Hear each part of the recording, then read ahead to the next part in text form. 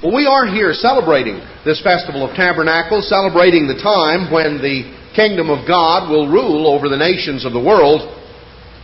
And there are things that must occur and must come to pass between now and the time when that government, when that kingdom is set up and is established and rules in the affairs of mankind.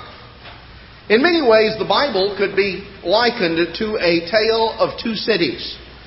Now, perhaps you hadn't thought of it that way, but you see the Bible opens in the book of Genesis with two cities, and it closes in the book of Revelation with two cities. In Genesis chapter 10 and chapter 11, we read of Babylon. We read of the beginning of the kingdom of Nimrod, that the beginning of his kingdom was Babel. And as we go on and read there in Genesis 11, we read that approximately 100 years after the flood, mankind was organized by Nimrod to build a great tower, a symbol of defiance of God, a symbol of defiance of the will of God. And it represented the organization of man's system, built and constructed in rebellion against God. And so we open in the book of Genesis, in the post-flood world, we open with Babylon. And as we go through the pages of the Bible, we find from time to time we read of Babylon. And when we get to the book of Revelation, we read of Babylon. And finally in Revelation 18, we read that Babylon the Great will be destroyed. That the time is coming when the great city Babylon will be cast down and will become a hold of demons and foul spirits. And it will become a great abyss throughout the 1,000-year period. Now also in the book of Genesis, we read of another city. A city to which we're introduced in Genesis 14. Because we read there of Abraham returning from the slaughter of the kings. And we read that Abraham met an individual identified as Melchizedek.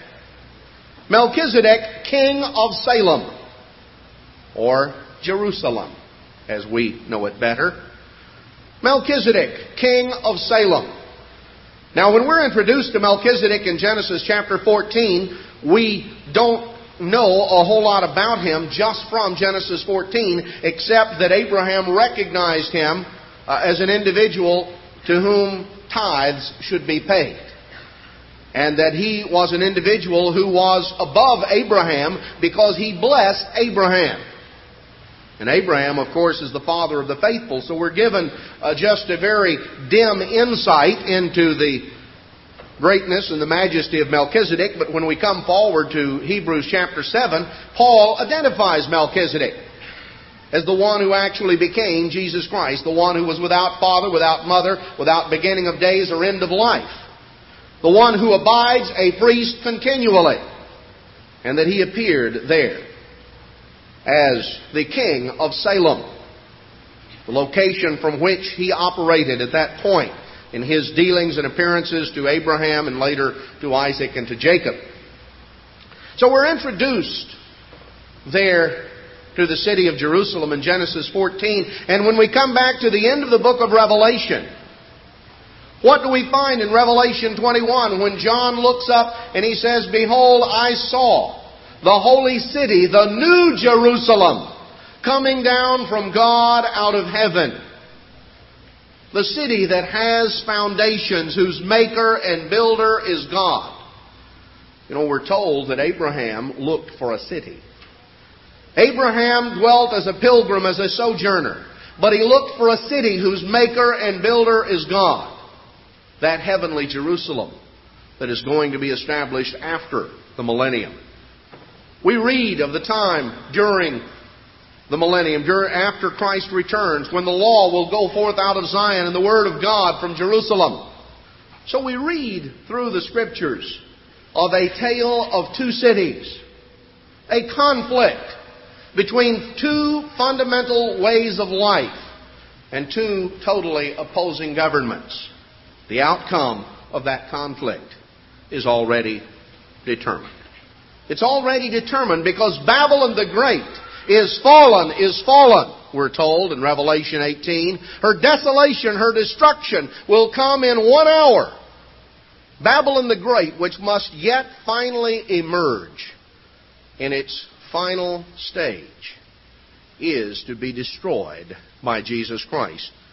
I want us to focus a little bit on some of this account and some of the events that are to occur and some of the things that very specifically relate to Babylon and to the things that are going to transpire. It is important that we understand where we stand in the flow of events.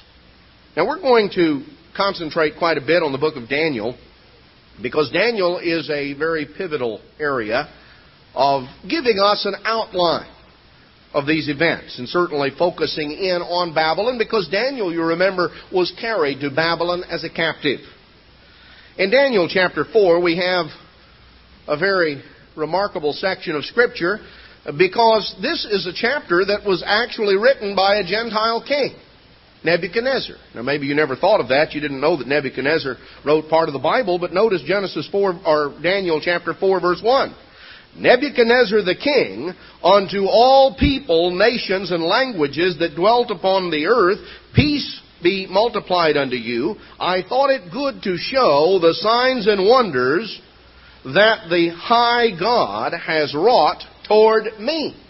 This was actually an open letter that Nebuchadnezzar composed and sent out to his empire. And we have it preserved for us in the book of Daniel. Nebuchadnezzar tells a remarkable story in this open letter. He had a dream, and it was a very troublesome dream, as he describes, that in this dream in verse 5 he talks about it in verse 6, that there was a decree that he made wanting to get this vision interpreted. He wanted to understand it. And so we begin to, on down in verse 10, have the dream described. Nebuchadnezzar saw a great tree. And this tree had great branches, and it was filled with leaves. And there were birds and beasts that made their home in that tree and under the shade of it. It was a very impressive tree. And then we're told in verse 12 that there was a voice from heaven, a decree of the watchers, that said, hew down the tree, in verse 14, cut off the branches, shake off the leaves, scatter the fruit, and the beasts, let the beasts get away from under it, and the fowls from the branches. Nevertheless, the tree was cut down, but it was not uprooted. Now that's important. We'll come back to that later. The tree was cut down, but it was not uprooted. The stump was banded with iron and brass.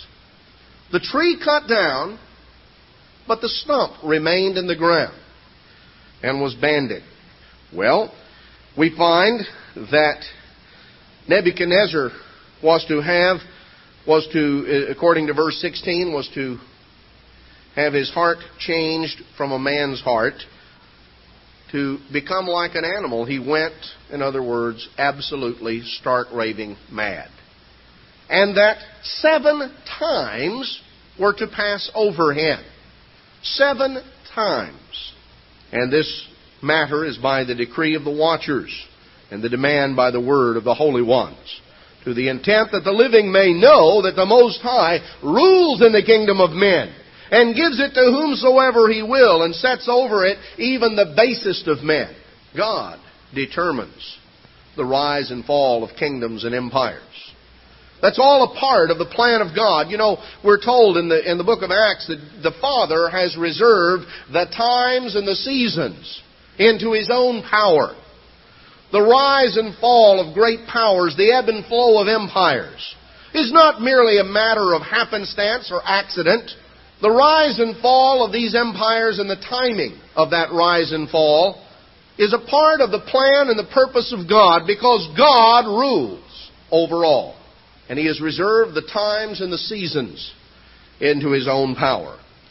Well, Nebuchadnezzar was very troubled as a result of this dream, and he called Daniel, and Daniel came in to explain it to him, and Daniel listened to the recounting of the dream, and Daniel was really struck.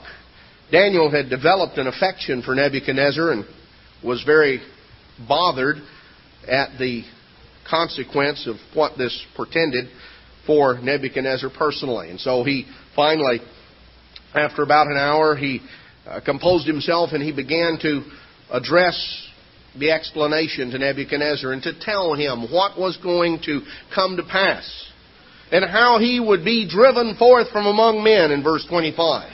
How he would go out into the wilderness and would absolutely be like an animal, would go start raving mad. And that 7 times would pass over him until he had come to know that the Most High rules in the affairs of men and gives things to whomsoever He will. Well, Daniel then gave Nebuchadnezzar some advice. He told him that in verse 27, he said, this is my advice to you. Break off your sins by righteousness, and your iniquities by showing mercy to the poor, that it may be a lengthening of your tranquility. He said, Nebuchadnezzar, if you will demonstrate to God a change of heart by the change of your actions, if you will demonstrate to God a change, the fruits of repentance, then perhaps this won't come upon you in this way. Well, you can believe Nebuchadnezzar was greatly impressed, and he was walking very softly for a period of time. But you know how human nature is. As a little time goes by and lightning didn't strike. I'm sure that in the first days and weeks after this, Nebuchadnezzar was on the best behavior of his life. But the weeks turned into months, and the months began to go by. And Nebuchadnezzar began to let that dream recede into the back of his mind, and it was not nearly so real to him. And one day, a year later, verse 29, at the end of 12 months, he was walking in the palace of the kingdom of Babylon. And the king said, Is not this great Babylon that I have built by the power of my might for the glory of my kingdom? Look at what I have done. And while the word was in the king's mouth, there fell a voice from heaven, saying, O King Nebuchadnezzar, to you it is spoken, the kingdom is departed from you. And Nebuchadnezzar was driven forth, and 7 times were to pass upon him, were to pass over him. And so we find in verse 33 that Nebuchadnezzar went insane and ran off into the woods, and after a period of time, actually took on a wild appearance as his beard and his hair and his fingernails grew, and he lived like a wild animal in the woods. In verse 34, at the end of the days, I, Nebuchadnezzar, lifted up my eyes unto heaven, and my understanding returned unto me. And I blessed the Most High, and I praised and honored Him that lives forever, whose dominion is an everlasting dominion, and His kingdom from generation to generation. And all the inhabitants of the earth are counted as nothing, and He does according to His will in the army of heaven and among the inhabitants of the earth. And none can stay His hand or say unto Him, Why do you? So Nebuchadnezzar's reason at that point returned to him, and he was restored to his kingdom. And so in verse 37, Now I, Nebuchadnezzar, praise and extol and honor the King of heaven, all whose works are truth, and His ways judgment. And those that walk in pride, He is able to abase. Nebuchadnezzar had learned a very valuable lesson. Now, before we go on from there, let's take note. We're told that 7 times were to pass over Nebuchadnezzar. Now, we can very clearly identify exactly how the Bible uses that expression. We don't have to guess or just suppose. Let's go back to the book of Revelation, chapters 11 and 12, and I want to show you some interchangeable phrases that are used, that we might clearly understand exactly how much time passed. In Revelation chapter 11, in verse 3, we read, I will give power unto my 2 witnesses, and they will prophesy 1,260 days. In other words, 1,260 days. Coming on coming on down just if we notice up in verse 2. Verse 3 talks about 2 witnesses prophesying 1,260 days. Verse 2 of Revelation 11 says, "The court which is without the temple leave out, and measure it not, for it is given unto the Gentiles, and the holy city shall they tread under foot 42 months. Okay, 42 months. Now, if we come back to Revelation chapter 12, we read in verse 6 that the woman fled into the wilderness, where she has a place prepared of God, and she was there 1,260 days. But if we come on down to verse 14, we find that the woman was given 2 wings of an eagle that she might fly into the wilderness into her place, and she is nourished there for a time, and times, and half a time. Now we have 3 different things that are used here. 1,260 days, 42 months, and time, times, and half a time. Well, 42 months is pretty simple to figure out, because 36 months is 3 years, right? And 6 more months makes 42. So 42 months is 3.5 years. Well, if you take 1,260 days and just divide it by 30, 30 days, month of 30 days, just divide it out. 30 into 1,260. Come up with 42 months, right? You divided it out. So 42 months is 42 30-day months is 1,260 days. And that's equated also with time, times, and half a time. So the expression time, times, and half a time is obviously equated with 3.5 years, or 1,260 days. Now Nebuchadnezzar was told that 7 times were to pass over him. So that's twice this period of time. That's twice a 3.5 year period. 7 times is twice time, times, and a half a time.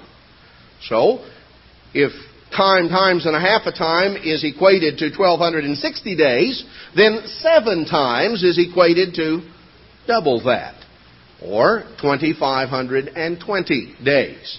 So this period of 7 times, or 7 years, 2,520 days went by, during which Nebuchadnezzar roamed the wilderness, and his sanity returned. He looked up and he began to praise God, to recognize that God rules in the affairs of men. Nebuchadnezzar, after 7 years, had learned a valuable lesson.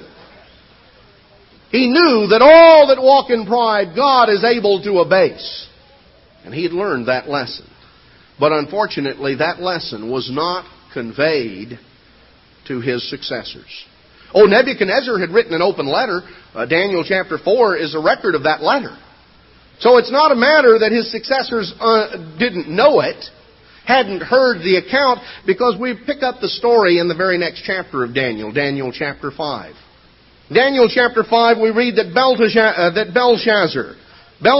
the king made a great feast to 1,000 of his lords, and he drank wine before the 1,000. Now Belshazzar was the grandson of Nebuchadnezzar. And when we pick up the story in Daniel chapter 5, we have moved down about just a little over 20 years after Nebuchadnezzar was restored to his throne. So Daniel chapter 5 picks up the story just a little over 20 years after chapter 4 ends. Belshazzar was the grandson. His father was Nabonidus, Nebuchadnezzar's son. Nabonidus was with a Babylonian army elsewhere in the empire. And Belshazzar was left in Babylon as the king. He was the joint king, or the co-ruler, with his father Nabonidus, and was actually the one administering the government in Babylon while his father was elsewhere in the empire. And so we read here in Daniel chapter 5 of Belshazzar, who made a great feast.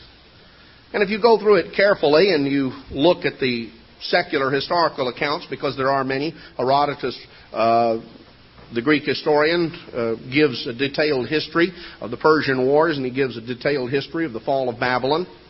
And Belshazzar's feast took place on the evening of the new moon of the 7th month, or that time that we recognize as the beginning of the Feast of Trumpets. Belshazzar's feast took place on the evening of the Feast of Trumpets, the new moon of the 7th month, in the year 539 BC. Now, Babylon was under siege. I want to set the stage a little bit for Daniel chapter 5. Babylon was under siege. The armies of Cyrus the Great of Persia had approached Babylon. Belshazzar was very contemptuous of what the Persians purposed to do, because great Babylon, impregnable Babylon, the walls of Babylon could not be breached. Herodotus tells us that the walls were 335 feet high and 85 feet thick. There was a chariot track around the top.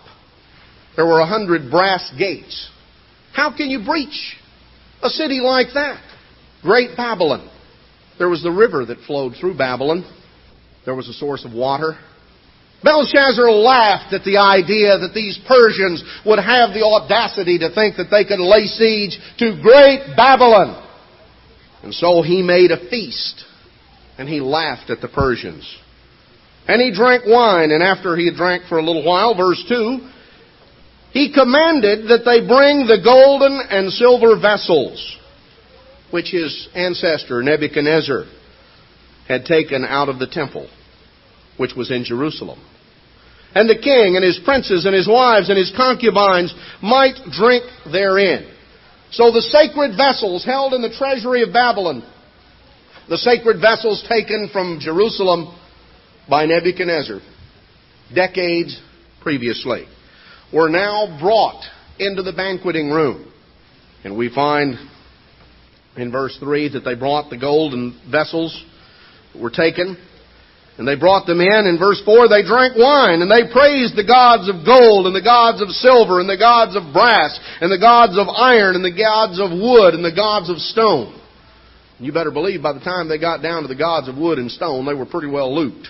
They were drinking praises to this god and that god, and sort of working their way down, showing absolute contempt for the God of heaven. But what was the lesson Nebuchadnezzar had learned? All that walk in pride, he is able to abase. And as Belshazzar was there, drinking his wine, and laughing and making jokes, and giving praise to the various idols of Babylon, there appeared something that provided instant sobriety for Belshazzar and his guests. All of a sudden there was a hand, a disembodied hand that appeared out of nowhere that began to write on the plaster strange words. Mene, tekel, upharsin. Now, as Belshazzar saw this, we find as we go on down that we're told in verse 6, when this was written up there, in verse 6, the king's countenance was changed, and his thoughts troubled him, so that the joints of his loins were loosed, and his knees smote one against another.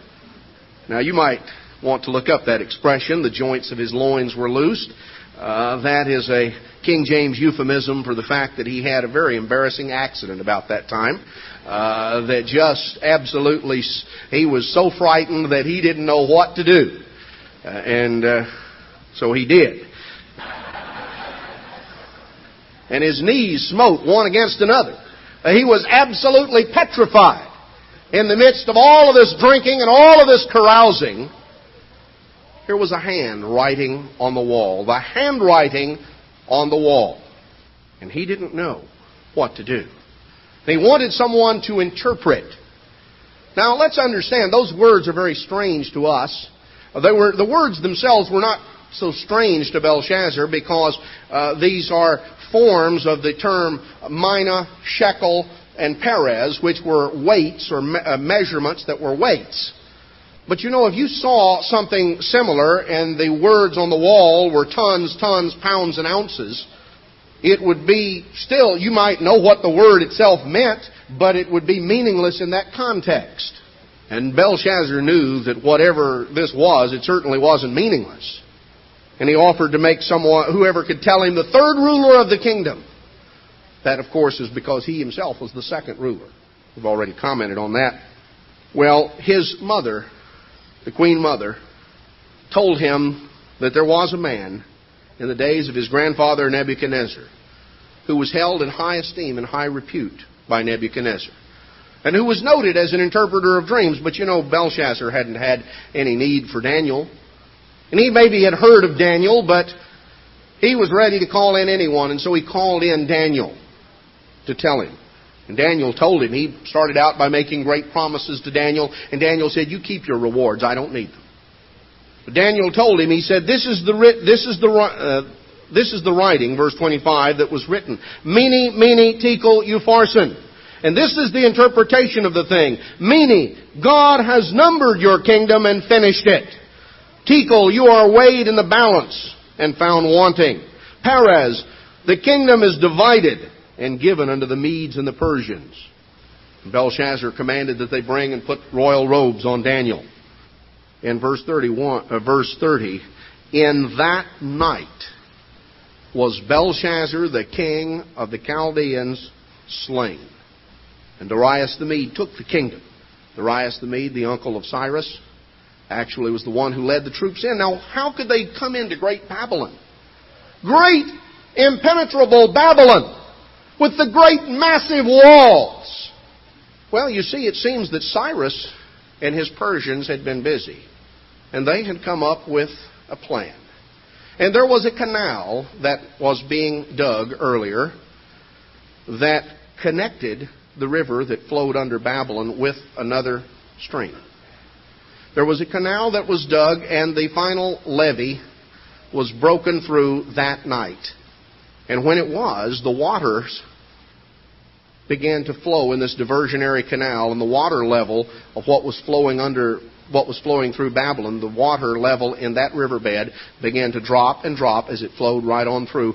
And fairly soon, there was a dry riverbed that went down underneath these giant, massive walls. All the while, Belshazzar was praising the gods of gold and silver. He was having his great party and his great celebration, filled with pride about Great Babylon. And the Persian troops marched under those city walls, opened the gates of Babylon from the inside, and the troops came in. Cyrus once he recognized what was happening, he took his troops elsewhere, some of his troops elsewhere. He went elsewhere, and Darius was actually the one that entered into the city and took over the kingdom, took it on behalf of his nephew, Cyrus. In that very night, Belshazzar was taken and slaughtered. In that very night, Babylon fell. In one night. Great Babylon. The lesson that Nebuchadnezzar had learned had been very quickly forgotten. Now let's look a little further, because we find that what happened here sets the stage for events that are to come. Nebuchadnezzar learned a lesson that his successors did not learn. We find that 2,520 days passed over Nebuchadnezzar from the time that the tree was chopped down and the stump was left and was banded. The 2,520 days passed over until the bands were loosed, the bands were cut, and the stump began to sprout forth. Now, it's very interesting if we look at Daniel 5 and we look at this handwriting on the wall, because you see these were numbers and these were weights. The mina, the shekel, and the perez were weights. The shekel was the smallest of the weights. There were 50 shekels in a mina, 25 shekels in a perez. Now, let's just do a little addition here. I want to show you something. In verse 25 of Daniel chapter 5, mina is mentioned twice. A mina consisted of 50 shekels. That's mentioned twice, so that's 100 shekels. Then shekel itself is mentioned once, so that makes one more, and perez consisted of 25 shekels. If you add it up, you come up to 126. Now, you may say, well, what's the point of that, and what does that have to do with anything? Well, remember, these are numbers that are weights that are to be divided. That was the significance of each of the words. Your days are numbered. You are weighed in the balances, and tonight it's divided. The significance of these terms was number, weight, and division. These were numbers that were weights that were to be divided. Now, we find here that we have weights that added up to the equivalent of 126 shekels. But that was not as far down as those numbers could be divided, because if you look back in Leviticus chapter 26, Leviticus 27. Leviticus 27 and verse 25. And all your estimation shall be according to the shekel of the sanctuary. 20 gerahs shall be the shekel. Now, these numbers that were weights added up to 126 shekels, but that's not as far down as these numbers could be divided. If we utilize this, that the estimations are to be made according to the shekel of the sanctuary, 20 gerahs shall be the shekel. So there was a unit of measurement smaller than the shekel, and that was the gerah. You want to do a little multiplication, just multiply 20 times 126. 2,520.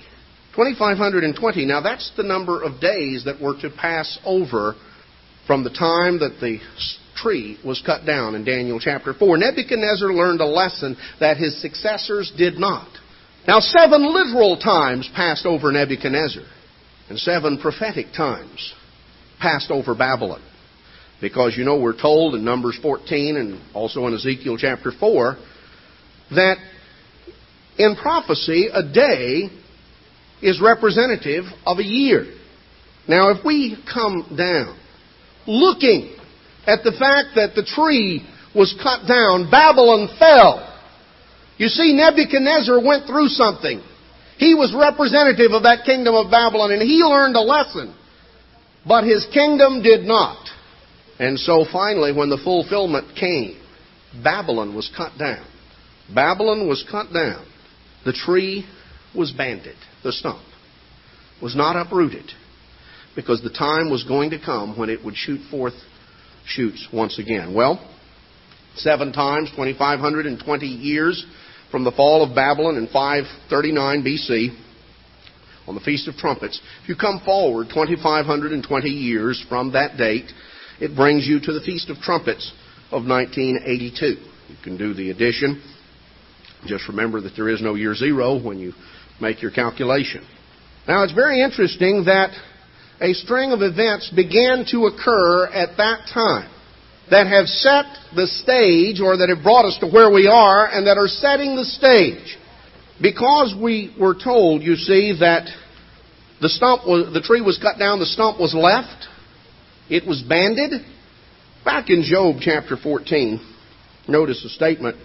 Job 14:7, there is hope of a tree, if it be cut down, that it will sprout again, and that the tender branch thereof will not cease.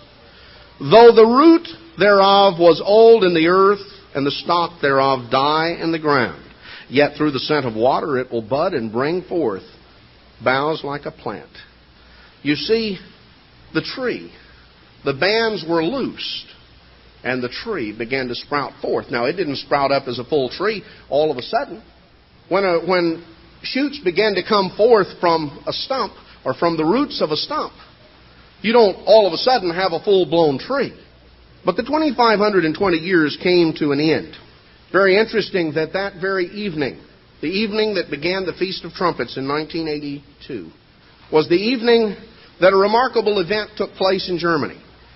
The Social Democratic Party of Germany had governed in coalition with the Free Democrats for several years, and they were a socialist-oriented government and much more accommodationist with Eastern Europe and with the Soviet Union. They had accepted and accommodated themselves to the fact that the Soviet Union's domination of Eastern Europe was part of the eternal order of things, and that Germany itself would not be reunited. But on that evening of the Feast of Trumpets in 1982, a remarkable event took place, and that is the fact that, sort of out of the blue, the Free Democrats withdrew from the coalition, and Germany's coalition government collapsed. And on the evening that began the Feast of Tabernacles 2 weeks later, a new government was sworn in, and that was a government headed by the Christian Democratic Party, which was the Roman Catholic political party in Germany.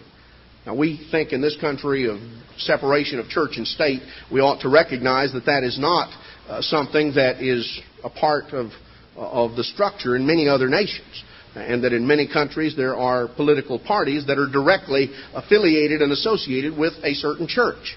The Christian Democratic parties were established under the auspices of the Vatican in the aftermath of World War II, and played a significant role in German and Italian politics particularly. So the Christian Democratic Party came to power in Germany there, 1982. It's very interesting that it was just a few weeks later that Pope John Paul made a remarkable statement as he was on a 10-day trip to Spain. And he made a statement, a pronouncement that was addressed to all of Europe. Europe from the Atlantic to the Urals.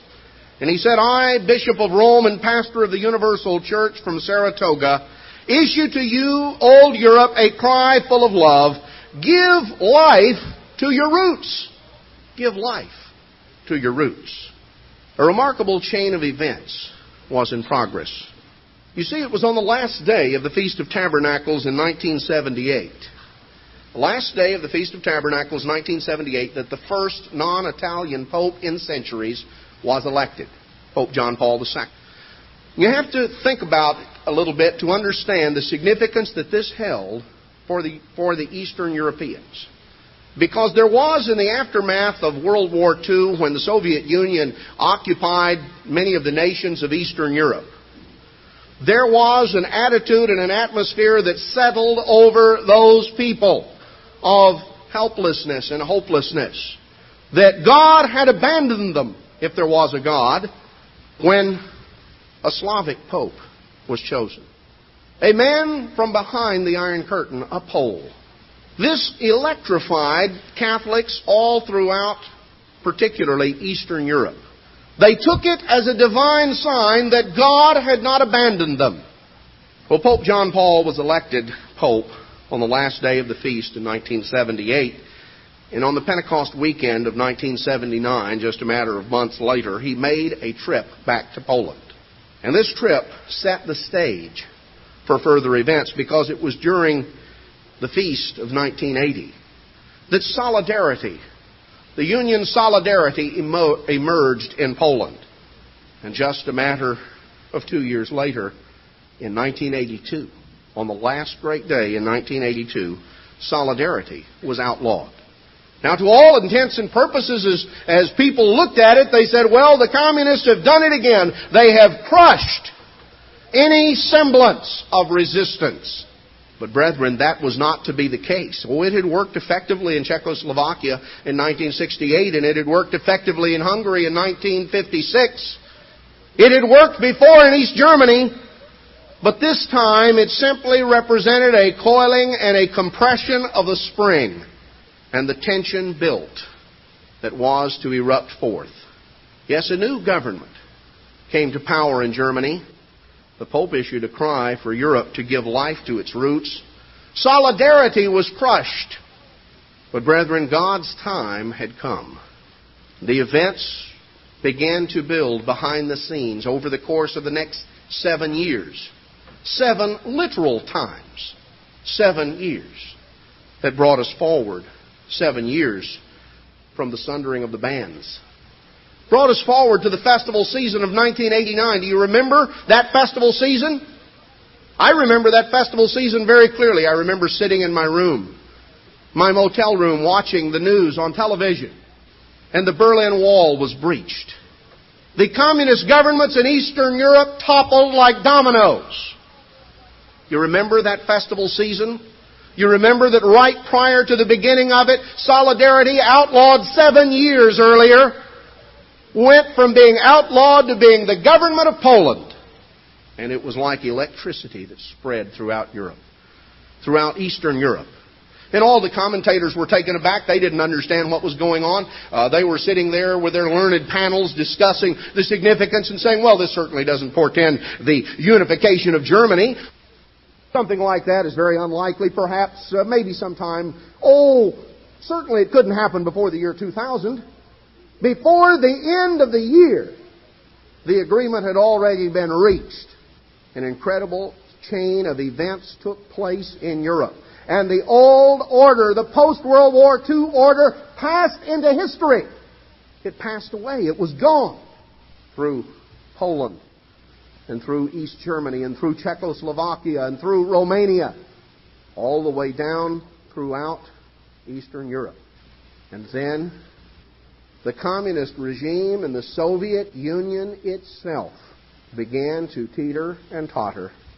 And today the Soviet Union is no more. The Soviet Union is no more.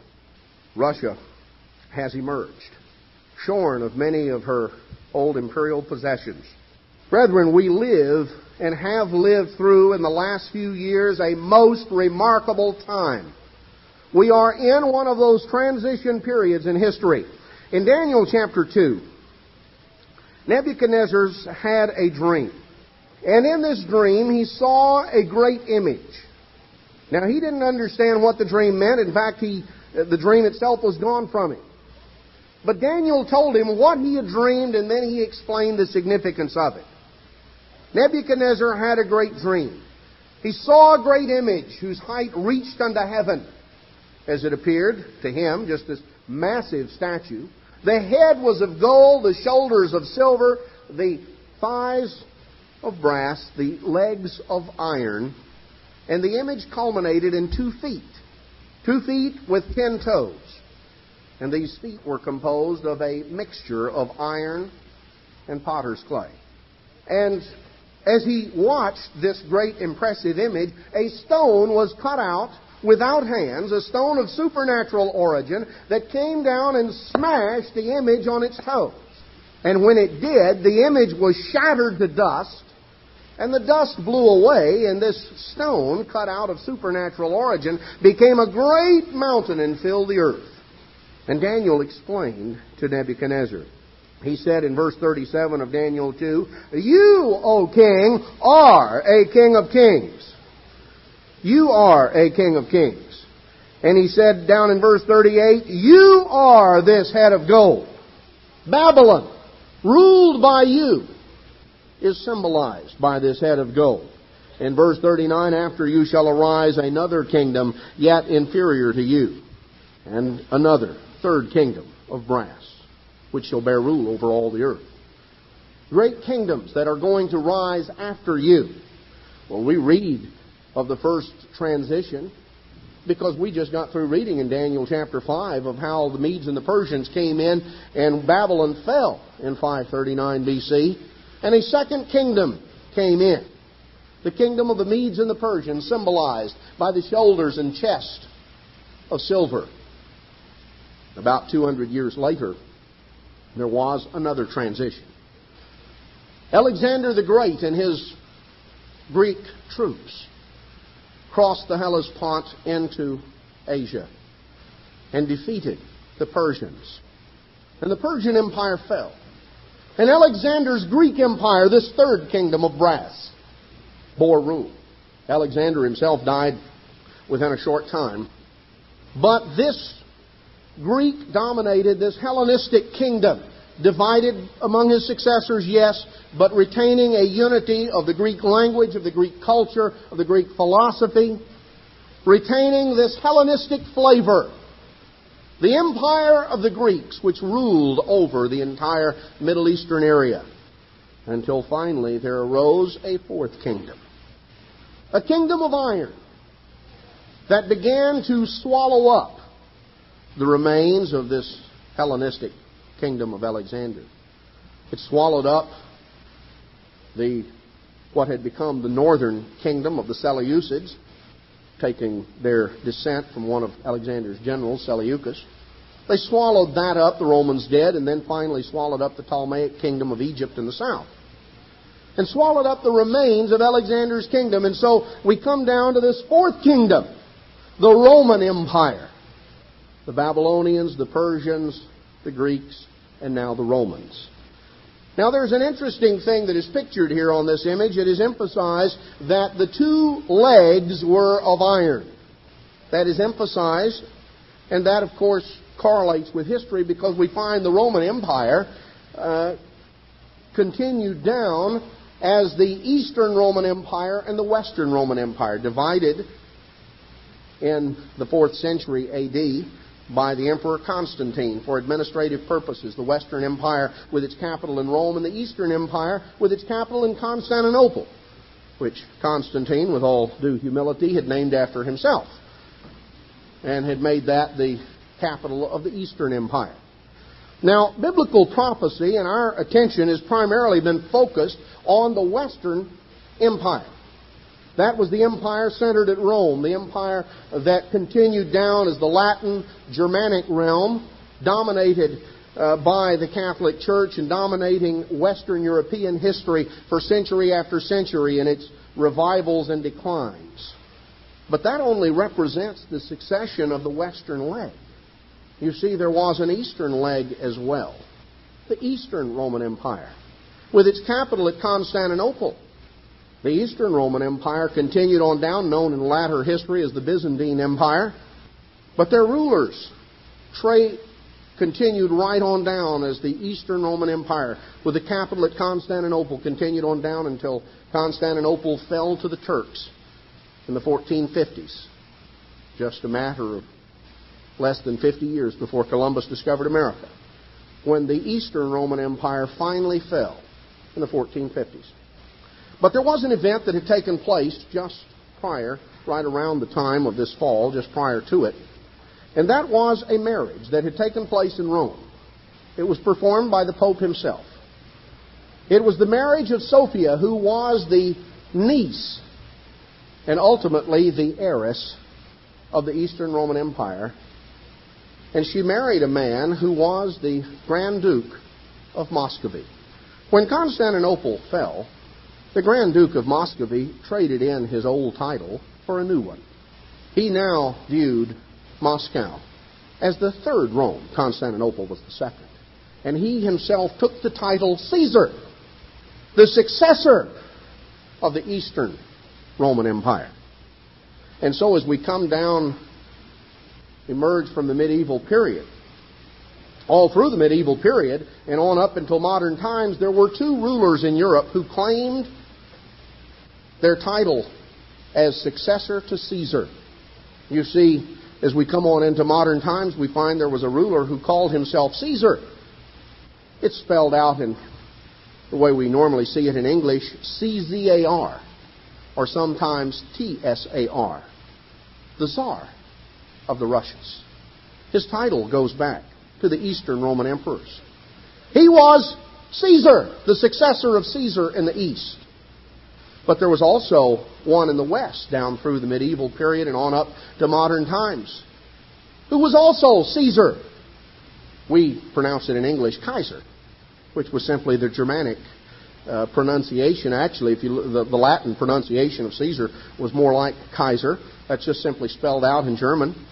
You see, the Holy Roman Emperors didn't call themselves emperor. Emperor is an English word. No, they were Kaiser in the German. The term, the successors of Caesar, coming down in the Greek, Latin, Catholic realm of the West, or the Latin, Germanic realm, the Latin, Germanic, Catholic realm of the West, the Greek, Slavic, Orthodox realm of the East. And when we come down, we note that an interesting thing occurs. When you get down to the bottom of the image, you have 2 feet and 10 toes. And the logical presupposition would be that you have 5 toes on each foot. There's no indication that the feet are deformed. You have 10 toes, which means you've got 5 toes on each foot. And if the legs represent the Eastern and the Western Empire, and Mr. Armstrong explained that, you can go back in the old Who is the Beast booklet that was written way back in the 1930s originally. And he explained these 2 legs represented the Eastern and the Western Roman Empire. And as they come on down and they finally get to the bottom, and we have 2 feet and 10 toes, then what do we have but rather the reconstitution of the whole thing? The Eastern and the Western portions that are once again to emerge. You see, brethren, the bands have been clipped, and the tree has begun to sprout. And the post-World War II era has passed into history. And there has been emerging on the scene in the years since a setting of the stage for the final act in the drama of this conflict between the 2 cities of Babylon and of Jerusalem. Because Babylon the Great is in the process of emerging. There are events that are going on behind the scenes. And you know, when one act ends, the curtain is rung down, and there is a rearrangement of items on the stage. The stage is reset. The scenery is adjusted. And when the curtain finally rises, the stage looks vastly different. There are a lot of things that are going on behind the scenes. Events that are happening in Europe, events that are happening in the Middle East. It's a matter of record that there have been treks from both from the Middle East to Rome, representatives of the Palestinian movement, representatives of the Israeli government meeting with representatives of the Vatican. There are various indications of certain things that have been agreed to. Time will have to tell exactly what has emerged at this point. But we know what ultimately shall emerge, because we read of a time that Jesus spoke of when the daily sacrifice will be stopped and the abomination that makes desolate will be set up. Well, brethren, you can't stop something until it's started. Now, a temple doesn't have to be entirely completed. The precedent that is recorded in the book of Ezra was simply a rededication of the site, a dedication of the altar, and sacrifices were resumed while construction on the temple took place. The Bible doesn't say how long such a thing will continue. There are rumors and there are statements that come from private sources that indicate that a deal and accommodation has already been made. I don't know whether it has or not. It will become apparent whether it has, but I can tell you that ultimately something shall. The stage is being set. The scenery is being rearranged. We're living in a totally different world. There's no way that a German-led, revived United States of Europe could ever have emerged in the shadow of an all-powerful Soviet Union, which feared the Germans. No way. And if you people who looked at the scene just a matter of a few years earlier, that appeared to be the eternal order of things. All of the government, State Department experts and CIA experts and all the rest of them, none of them foresaw. None of them understood. Because you see, there is a fourth dimension in world affairs, and that is the spirit dimension. God rules.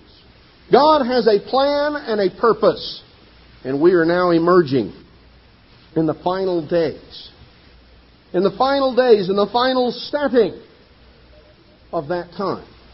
The stage is being set. Even as we meet here right now, the stage is being set for the final act. The curtain will rise, and Babylon the Great will emerge on the scene. One thing we should learn from the events that took place in 1989 in Europe: when God's time comes for events to happen, things can drag on and you think that nothing is happening. And you can't see anything changing. Not really. Things drag on and they drag on. When God's time comes, things can happen so quickly. You remember how quickly it happened? Just seemingly overnight. Brethren, when God's time comes, things can drag on and often do longer than we would have imagined. But when they happen, they will happen more quickly than we could have ever thought. Now, what is it that we need to be doing? How does that relate to us? These events are setting the stage for the crisis at the close that will culminate in the return of Jesus Christ and the establishment of the government of God on this earth, when the kingdoms of this world will become the kingdoms of our Lord and of His Christ. We're moving into those days. Christ talked about to the Pharisees and to others of His day. And He said, you look at the weather and you can tell when you look whether there's a front that's moving in, whether it'll be fair, or whether there's a storm coming. You can look at the trees when they begin to bud out and you know that the summer is near. You need to discern the signs of the times. We need to understand the times in which we live, because there are many warnings of God's people going to sleep. Christ doesn't warn of things unless it's important. You can read the warnings, Matthew 24 and other places. But I would just call your attention in closing to what we need to be doing. In Romans 9:28, there is an important statement. Romans 9:28, the Apostle Paul says, for He will finish the work. He will finish the work and cut it short in righteousness. A short work will the Lord make upon the earth. The work of God is not simply going to peter out and dribble away. The work of God will be finished. God says so. The work of God will be finished. It will be cut short in righteousness. In righteousness. A short work will the Lord make upon the earth. Now that's going to happen. That's going to occur. You want to know who's going to do that short work? I can show you. I can show you chapter and verse exactly who's going to do that short work. Turn back, if you will, to Daniel chapter 11. Daniel chapter 11 in verse 32. And such as do wickedly against the covenant shall be corrupt by flatteries. But the people that do know their God shall be strong and do exploits. And they that understand among the people shall instruct many, yet they shall fall by the sword, by the flame, by captivity, and by the spoil many days.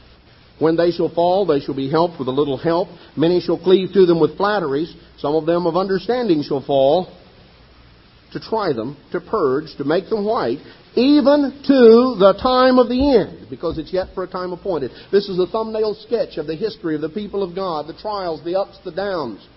But notice here, who will do the exploits? Who will do the work?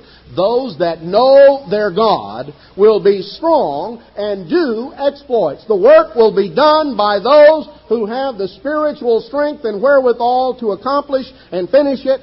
And the only source of that spiritual strength and stamina is to know God. Not simply to know about Him. Oh, there are a lot of people that know about God. They've heard about Him, they've read about Him, they've been told about Him. A lot of people know about all sorts of public figures. They've heard about them, they've read about them, they've seen them on television, but they don't know them. Brethren, it's not enough simply to know about God, to have heard about Him or been told about Him. We've got to know our God. To know God, to walk with God, to go through our life, talking to God, listening to God, going through and living our lives walking with God. To know our God. Those that know their God shall be strong and do exploits. The only source of spiritual strength for survival and accomplishment in the years ahead is knowing our God. Jesus Christ said in John chapter 9 and verse 4, John chapter 9 and verse 4, Jesus made the statement, I must work the works of Him that sent me while it is day. The night comes when no man can work. Brethren, the night of the great tribulation is going to ring down on this earth. Between now and then, we must work the works of Him that has sent us. We must work the works of Him that sent us while it is day, because the night comes when no man can work. Let's notice finally back in Revelation, or back in Hebrews chapter 10. Hebrews 10, verse 32. The Apostle Paul writes, But call to remembrance the former days in which after you were illuminated, you endured a great fight of affliction. Remember your calling. Remember the trials and the difficulties and the adversities you went through. You were made a gazing stock, both by reproaches and afflictions, and partly while you became companions of them that were so used. You either went through it yourself or you had others and friends that you saw go through these trials and these difficulties and these afflictions. Verse 35, Cast not away, therefore, your confidence, which has great recompense of reward. For you have need of patience, that after you have done the will of God, you might receive the promise. For yet a little while, and He that shall come will come, and will not tarry. Now the just shall live by faith. But if any man draw back, my soul shall have no pleasure in him. We're not of them that draw back unto perdition, but of them that believe to the saving of the soul, to the saving of our life. Brethren, He that shall come will come. Yet a little while, and He that shall come will come. He really will. The time is really coming in the years ahead of us when the trumpet will blast and the sky will part. And Jesus Christ will return to this earth as King of kings and Lord of lords. And the kingdoms of this world will become the kingdoms of our Lord and of His Christ. Yet a little while, and He that shall come will come. He really, really will. We need to understand that. And between now and then, we need to be busily about our Father's business.